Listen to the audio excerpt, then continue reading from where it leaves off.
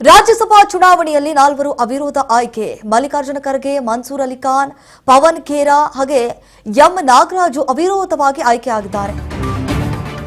4 ಅಭ್ಯರ್ಥಿಗಳ ಅವಿರೋಧ ಆಯ್ಕೆ ಘೋಷಿಸಿದೆ.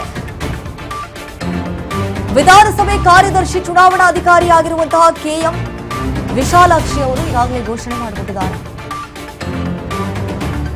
ರಾಜ್ಯಸಭಾ ಚುನಾವಣೆಯಲ್ಲಿ 4 ಅವಿರೋಧವಾಗಿ ಆಯ್ಕೆಯಾಗಿದ್ದಾರೆ. ಮಲ್ಲಿಕಾರ್ಜುನ ಖರ್ಗೆ, ಮನ್ಸೂರ್ ಅಲಿ ಖಾನ್, ಪವನ್ ಖೇರಾ, ಎಂ ನಾಗರಾಜ್ ಈ 4 ಅವಿರೋಧವಾಗಿ ಆಯ್ಕೆಯಾಗಿದ್ದಾರೆ. ವಿಧಾನಸಭೆ ಕಾರ್ಯದರ್ಶಿ ಚುನಾವಣಾಧಿಕಾರಿಯಾಗಿರುವಂತಹ ಕೆಎಂ ವಿಶಾಲಾಕ್ಷಿ ಅವರು ಅವರ ಹೆಸರುಗಳನ್ನು ಘೋಷಣೆ ಮಾಡಿದ್ದಾರೆ. ಚುನಾವಣಾಧಿಕಾರಿಯಿಂದ ಪ್ರಮಾಣ ಪತ್ರವನ್ನು ಪಡೆದಿದ್ದಾರೆ ವಿಜೇತರು.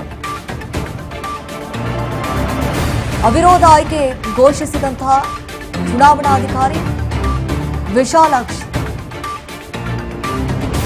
ಈಗಾಗಲೇ ರಾಜ್ಯಸಭಾ ಚುನಾವಣೆ ಬರ್ತಾ ಇದೆ. ಇದಕ್ಕೆ ಬೇಕಾದಂತಹ ಸಿದ್ಧತೆಗಳು ಕೂಡ ನಡೀತಾ ಇರುವಂತದ್ದು.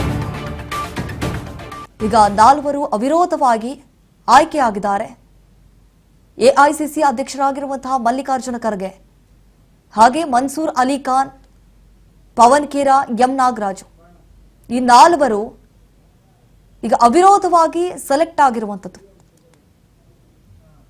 ವಿಧಾನಸಭೆ ಕಾರ್ಯದರ್ಶಿ ಚುನಾವಣಾಧಿಕಾರಿ ಕೆಎಂ ವಿಶಾಲಾಕ್ಷಿ ಈಗಾಗಲೇ ಅವರ ಹೆಸರುಗಳನ್ನು ಕೂಡ ಘೋಷಣೆ ಮಾಡಿದ್ದಾರೆ. ಇವರು ರಾಜ್ಯಸಭಾ ಚುನಾವಣೆಯಲ್ಲಿ ಸ್ಪರ್ಧೆ ಮಾಡುತ್ತಿದ್ದಾರೆ ಅನ್ನುವಂತಹ ನಿಟ್ಟಿನಲ್ಲಿ ಚುನಾವಣಾ ಅಧಿಕಾರಿಯಿಂದ ಈಗಾಗಲೇ ಪ್ರಮಾಣ ಪತ್ರವನ್ನು ಕೂಡ ಪಡೆದುಕೊಳ್ಳುವಂತಹ ದೃಶ್ಯಾವಳಿಯನ್ನು ನಾವು ಗಮನಿಸ್ತಾ ಇದ್ದೀವಿ. ಅಂದ್ರೆ ನಾವು ಸ್ಪರ್ಧೆ ಮಾಡ್ತಾ ಇದ್ದೀವಿ ಅನ್ನುವಂಥದ್ದೊಂದು ಪ್ರಮಾಣ ಪತ್ರ ಬೇಕಾಗುತ್ತೆ. ನೂತನ ರಾಜ್ಯಸಭಾ ಸದಸ್ಯ ಪವನ್ ಖೇರಾ ಹೇಳಿಕೆ ಕೊಟ್ಟಿದ್ದಾರೆ. ಕನ್ನಡ ಸುಂದರ ಭಾಷೆ, ನಾನು ಕನ್ನಡ ಕಲಿಯುವೆ ಅಂತ ಹೇಳಿ, ಮುಂದೆ ನಾನು ಬರುವಾಗ ಕನ್ನಡ ಕಲ್ಕೊಂಡು ಬರ್ತೀನಿ. ಕರ್ನಾಟಕದಿಂದ ರಾಜ್ಯಸಭೆ ಸದಸ್ಯನಾಗಿ ಆಯ್ಕೆಯಾಗಿದ್ದಕ್ಕೆ ನನಗೆ ತುಂಬಾ ಖುಷಿಯಾಗಿದೆ. ನೂತನ ರಾಜ್ಯಸಭಾ ಸದಸ್ಯ ಪವನ್ ಖೇರಾ ಅವರು ರಿಯಾಕ್ಷನ್ ಕೊಟ್ಟಿದ್ದಾರೆ. ಅದು ಕನ್ನಡ ಸುಂದರ ಭಾಷೆ ಅಂತ ಹೇಳಿ, ನಾನು ಕನ್ನಡವನ್ನ ಕಲಿಯುತ್ತೇನೆ, ಮುಂದೆ ನಾನು ಬರುವಾಗ ಕನ್ನಡ ಕಲಿತುಕೊಂಡು ಬರ್ತೇನೆ ಅಂತ ಹೇಳಿ ಕೇಳಿ ಪವನ್ ಖೇರಾ ಅವರಿಗೆ ಕನ್ನಡ ಬರಲ್ಲ, ಆದರೂ ಕೂಡ ಕನ್ನಡದ ಮೇಲಿರುವಂತಹ ಅಭಿಮಾನ. ನೂತನ ರಾಜ್ಯಸಭೆ ಸದಸ್ಯ ಎಂ ನಾಗರಾಜು ಅವರು ಒಂದು ರಿಯಾಕ್ಷನ್ ಕೊಟ್ಟಿದ್ದಾರೆ. ಅದೇನಪ್ಪಾ ಅಂತಂದ್ರೆ, ಪ್ರಧಾನಿ ಬಿಎಲ್ ಸಂತೋಷ್ ಹಾಗೆ ಪ್ರಹ್ಲಾದ್ ಜೋಶಿಗೆ ಧನ್ಯವಾದವನ್ನ ತಿಳಿಸಿದ್ದಾರೆ.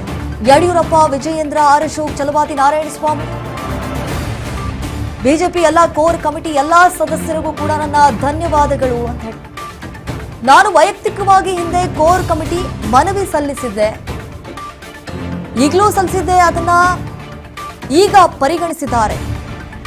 ನಾನು ನಿಮ್ಮ ನಿರೀಕ್ಷೆ ತಕ್ಕಂತೆ ಕೆಲಸ ಮಾಡೋದಕ್ಕೆ ಪ್ರಯತ್ನ ಮಾಡ್ತೇನೆ. ಕರ್ನಾಟಕದ ಸಮಸ್ಯೆಗಳನ್ನ ರಾಜ್ಯಸಭೆಯಲ್ಲಿ ಪ್ರಸ್ತಾಪ ಮಾಡ್ತೇನೆ. ಏನೆಲ್ಲ ಸಮಸ್ಯೆಗಳು ಉಂಟಾಗಿದ್ದಾವೆ ಕರ್ನಾಟಕದಲ್ಲಿ, ನಾನು ಒಬ್ಬ ಪಾರ್ಟಿಯ ಕಾರ್ಯಕರ್ತನಾಗಿ ದುಡಿಯುತ್ತೇನೆ ಅಂತೇಳಿ ಮಾತನಾಡಿದ್ದಾರೆ. ನಮ್ಮ ಪಕ್ಷದ ಹೈಕಮಾಂಡ್ ಮತ್ತು ಲೀಡರ್ಶಿಪ್ ಮತ್ತು ಸ್ಟೇಟ್ ಲೀಡರ್ಶಿಪ್ಗೆ ಧನ್ಯವಾದ ಅಂತ ಕೇಳಿಸ್ಕೊಳ್ತೀನಿ.